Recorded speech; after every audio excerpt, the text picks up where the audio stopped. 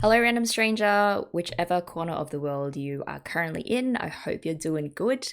And it's good to have you back with me for another episode of A Place Further Than the Universe. So, last episode, our girls successfully completed training camp and they're pretty much ready to go join some penguins in Antarctica. We got a little bit more backstory into Shirase's relationship with Gin, as well as the nature of Gin's relationship with Takako, Shirase's mum, and I found all of that very, very fascinating. I'm expecting that relationship dynamic to unravel slowly as the episodes go on and act as a kind of emotional tether to ground the general happy-go-luckiness of the show.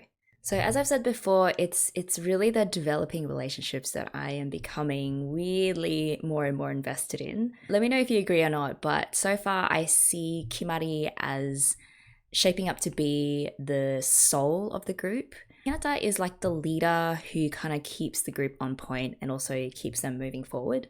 Shirase is like the super awkward but determined planner and schemer.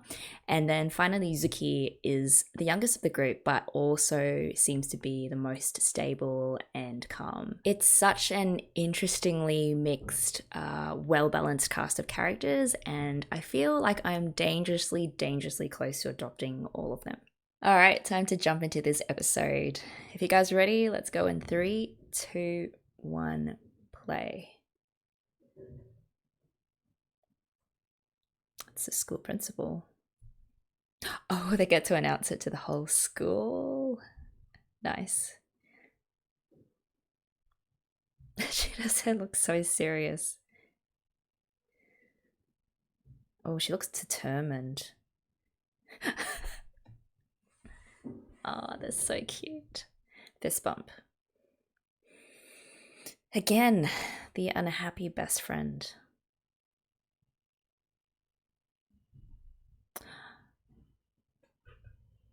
Okay, I have a feeling we're gonna find out why she's so upset.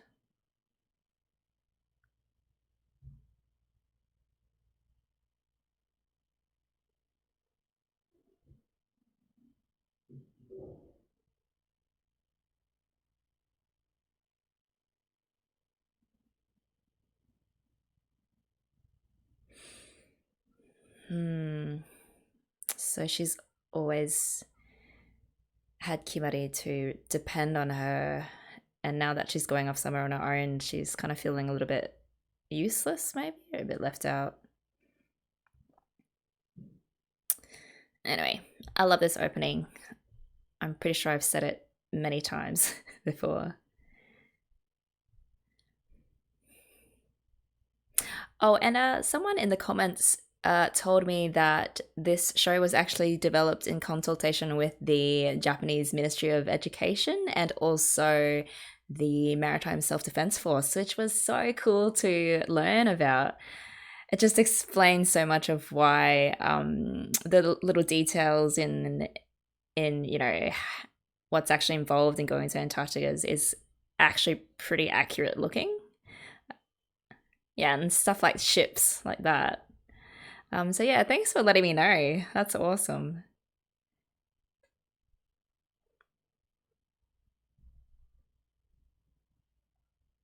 Right, even down to the toilet bucket, right? Like, yeah, not many shows I've watched um get to that level of detail. Just cool.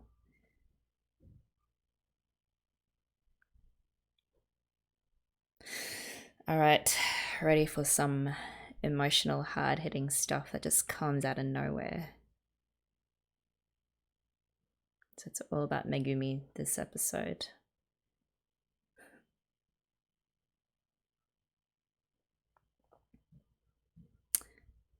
Shirase too. That's very symbolic. Like, this is Takako's daughter going now.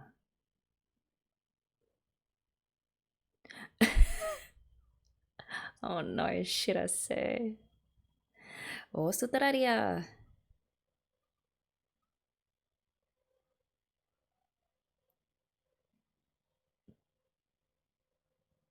Man, yeah, I was gonna say, what a pro.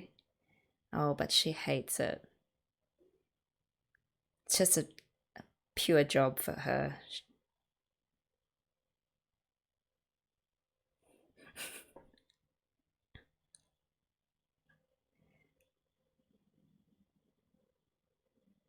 Oh, God.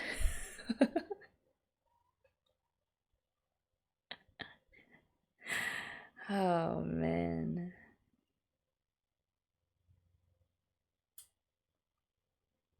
Jesus, she's on the seafloor. I love watching her fall apart. I think it's one of the best running gags in the show.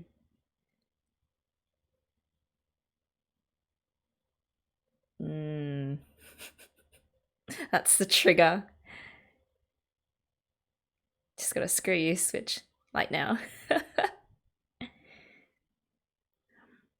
Which makes Shirase, I think, the scariest out of the four, but also the most adorable.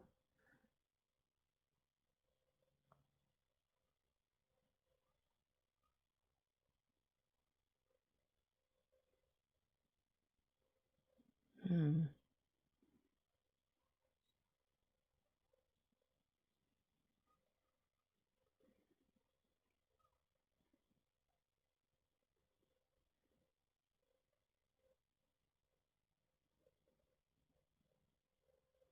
You know, like cleaning toilets and cooking food and stuff.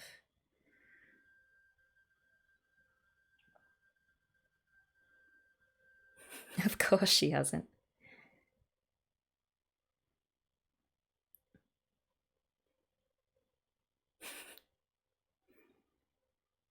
It's only 42 kilos.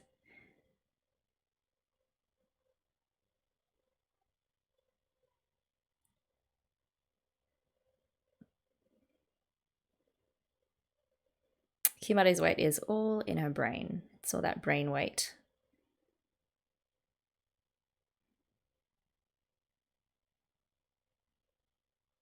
Oh yes, that's Murder Mom. Who seems fine with it now.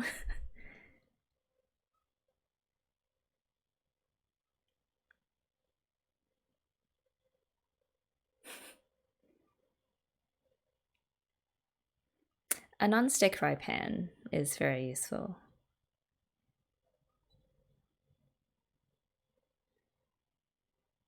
A peeler.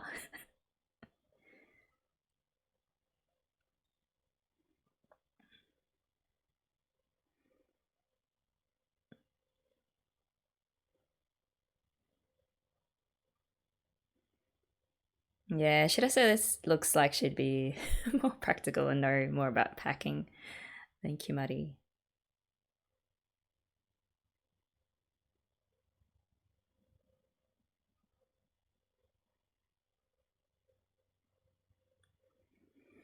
She needs like a list, like a very, very detailed list, down to how many tissues to pack. Pony Station. Everyone's favorite console.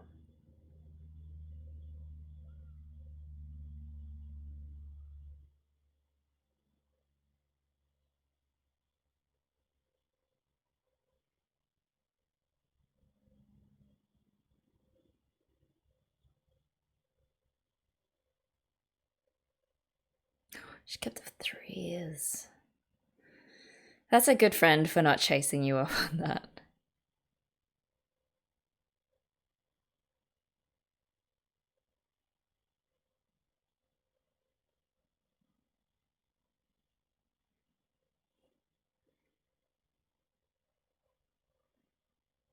Isn't that the same penguin that was on the mascot for the expedition?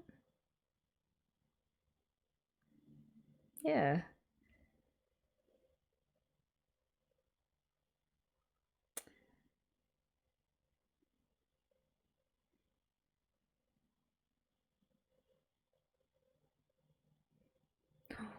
She called Shirase Antarctica.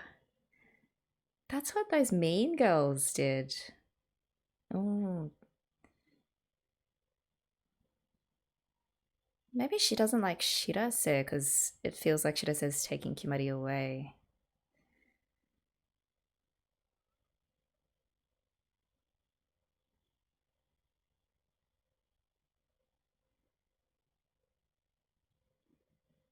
Again, with the, I don't know, negative vibes.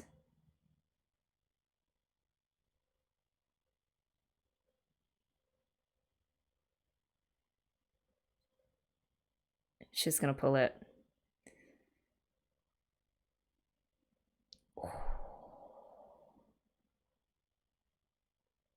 She's mad. I think she wants to do the exact same thing, like pull the plug on Kimari's plans for Antarctica as well. Deep symbolism. And then Kimari, as usual, is just completely clueless.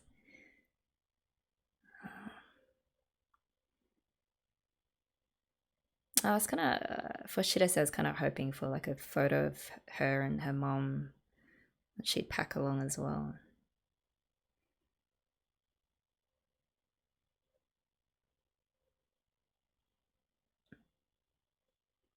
Alright, those are the girls that she no longer needs.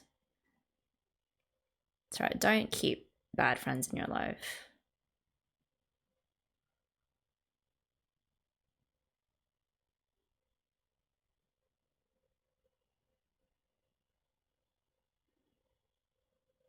They're famous. Okay.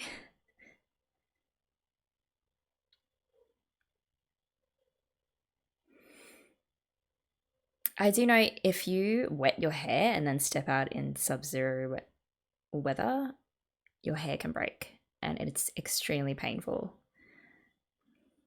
That's what a friend in Canada told me once. And I believed them. Is that not true? I don't know. We don't really have snow here in Australia.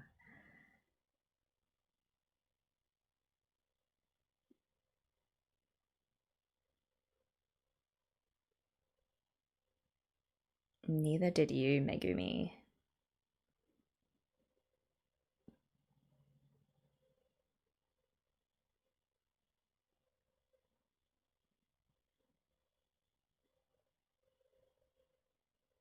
Just projecting a little, isn't she?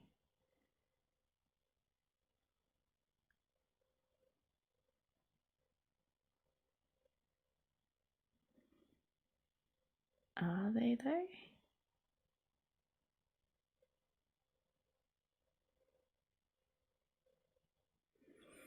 I think that's just her.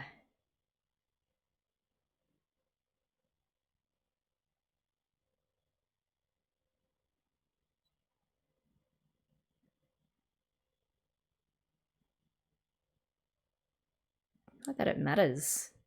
Like, even if that were true.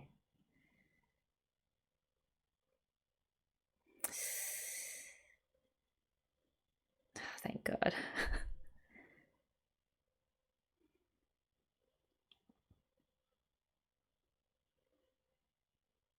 Oh, they've never met.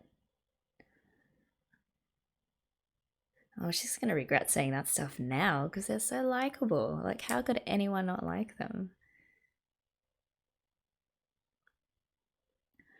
Should I say?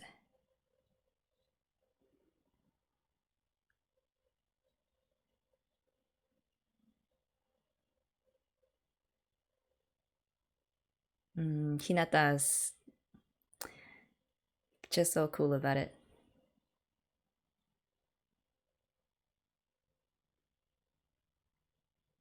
And you did try to seduce them. At least try to pimp out your friends to do it.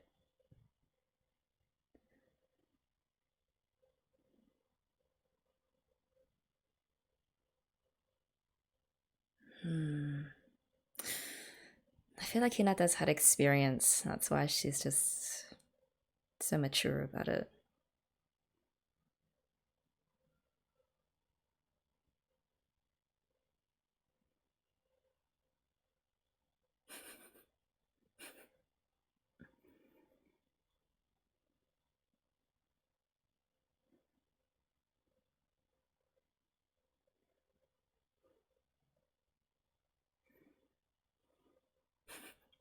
I love how Shirase has such a sense of justice. Like she's got to set things right. And she becomes so eloquent when she gets all worked up. Do it.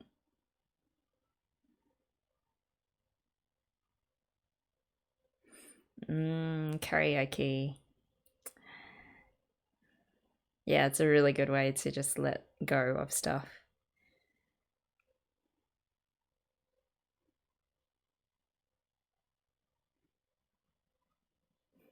I completely forgot that Megumi was there.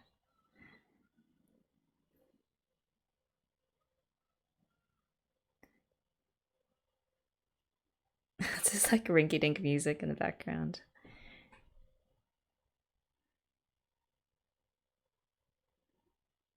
That face. Can't say no to that.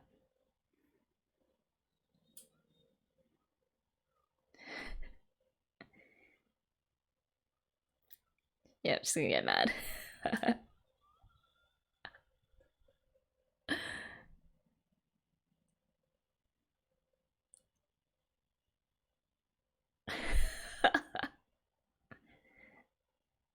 Yeah, you don't want to work, should I say, up too much because then she just blows her top.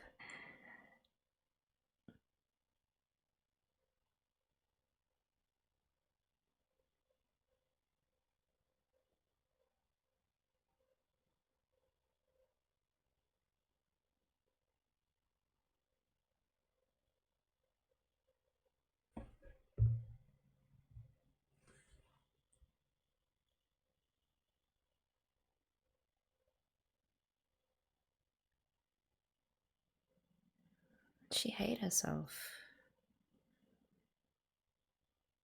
Hmm?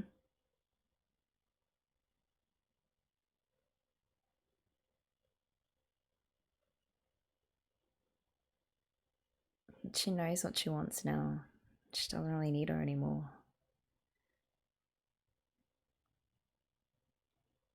Oh, good for her.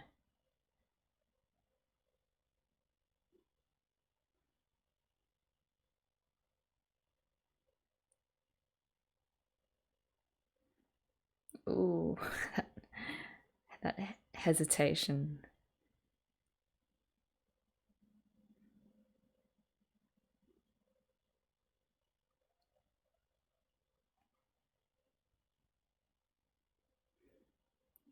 Ooh, what?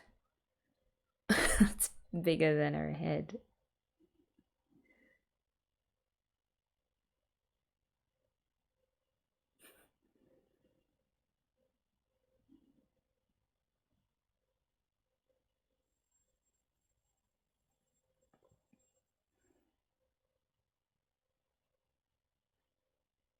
I can't believe they're leaving today, aren't they? That's crazy. Finally.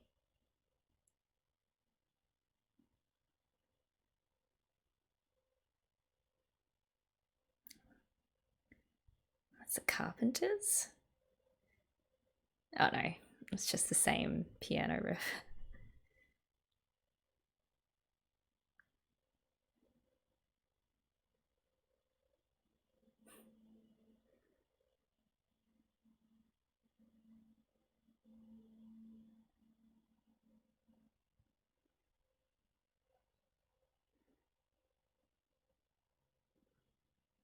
That's 3 months is a very long time for a high schooler.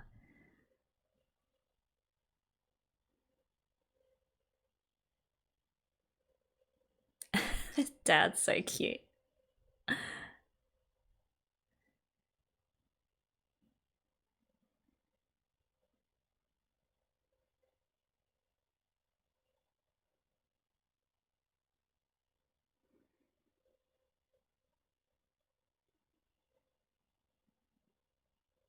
No. What is she gonna do?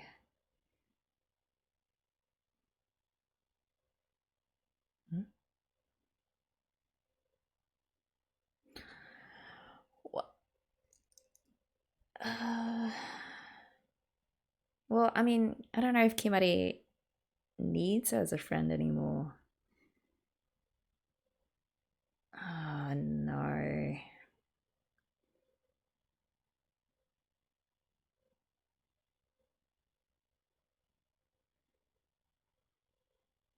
That's what I asked. It was her. Oh, she is a nasty piece of work.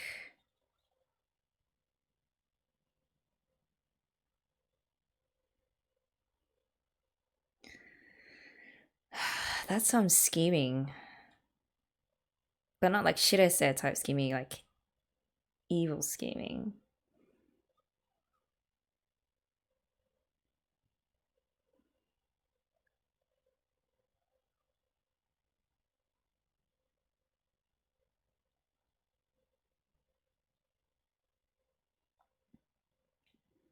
She needs Kimari more than Kimari needs her. And that must have been a really hard pill to swallow.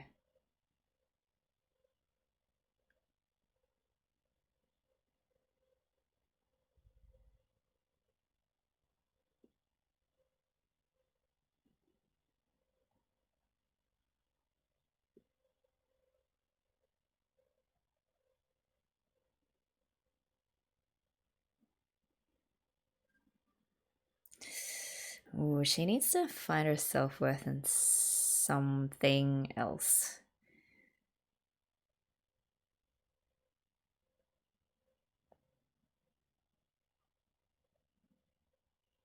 Oh, this is very dramatic. Okay, at least she's being honest now, but that's a lot of shit that she did.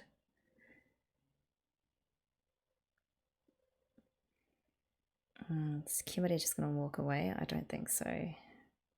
She's too nice.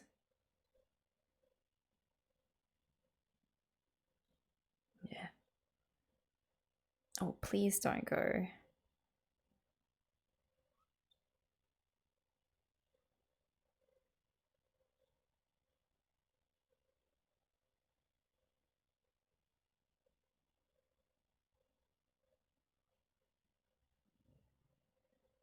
That's her place further than the universe because Kimari was her universe for so long.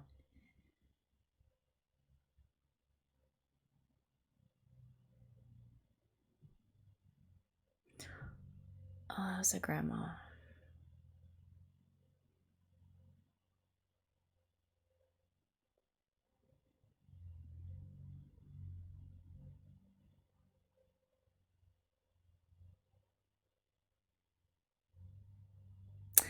Kimari is too nice. But it is in keeping with her character. Oh, that's that right at the start, the very first episode.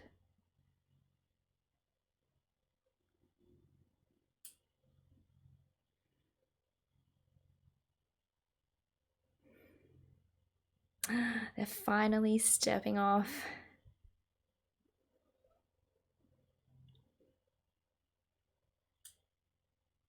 All right, so the girls are finally on their way to Antarctica, finally. But first, this episode had to deal with some really, really important questions like should you pack a non-stick fry pan if going to Antarctica? And also, what do you do when your best friend is trying to completely ruin your life? So the key scene for me was when Kimari returns Megumi's pony station and she's playing the game, she's enjoying herself, and is just about to win when an annoyed Megumi deliberately sabotages her by unplugging the console from the wall. That moment encapsulated everything that Megumi had done up to that point to make sure that Kimari never reached her dream of getting to Antarctica.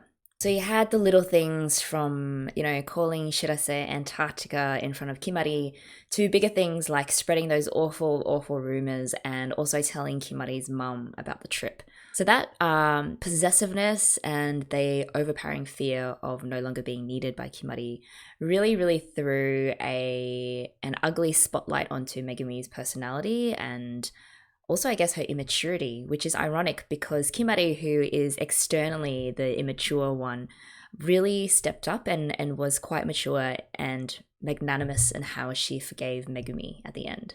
It was interesting to see Shirase and Hinata's different reactions to finding out about the rumors that people, i.e. Megumi, was spreading about them. So Shirase, bless her, was all worked up in this sort of righteous anger, while Hinata was very world-wise about it, saying that, there's will always be mean people, and that's just what they do. They're not really worth our time. It makes me very curious about Hinata's backstory, to see why she's just seemingly so cool and calm about mean people being mean to her.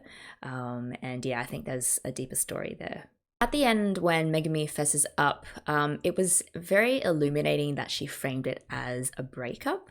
So that kind of threw me for a loop a bit, but then thinking about it a bit more, it's true, because Kimari was her everything. And when you build your entire world around someone who eventually will, grow and change and move on while you yourself stay stationary, that mirrors what a breakup feels like. Do I feel like Megumi maybe kind of got off a bit easy? Yes, but that's Kimari for you. She's just that nice of a person. We do get an explanation of Shirase's screw you switch, which I loved. So she flips into this eloquent, unstoppable force when there's an enemy in front of her to defeat. On that, it was interesting that all the other students are suddenly cool with the fact that they're going to Antarctica, whereas before they were giving Shirase such a hard time of it. That bit when Shirase just steps up to the mic and says, "I'm going." I love that for her, because it was her big moment of validation. And every person who's had a larger than life dream has, without fail, always had to deal with doubters, people who often don't have the capacity to dream big for themselves. The other scene I really liked was when all 4 of the girls are finishing up their packing, and they're also each reflecting on their personal journeys. So, for example, Shirase is packing away the book her mum wrote. Hinata is staring at some old sports shoes for some reason. I don't know if I missed something in the other episodes. Or maybe we'll find out in the future. And Yuzuki is deleting friends off her messenger app. I assume these are the quote-unquote friends who just wanted to use her celebrity status to look cool themselves. That whole montage was kind of a really succinct, clever way to show that going to Antarctica isn't just going to another physical space for them. It represents going to an unknown where your character and basically everything you think you know can change in an instant. It's scary, but it also holds so much promise for a better and a more full life. So that wraps up another episode of A Place Further Than the Universe. Thank you for watching, and I'll see you all for the next one.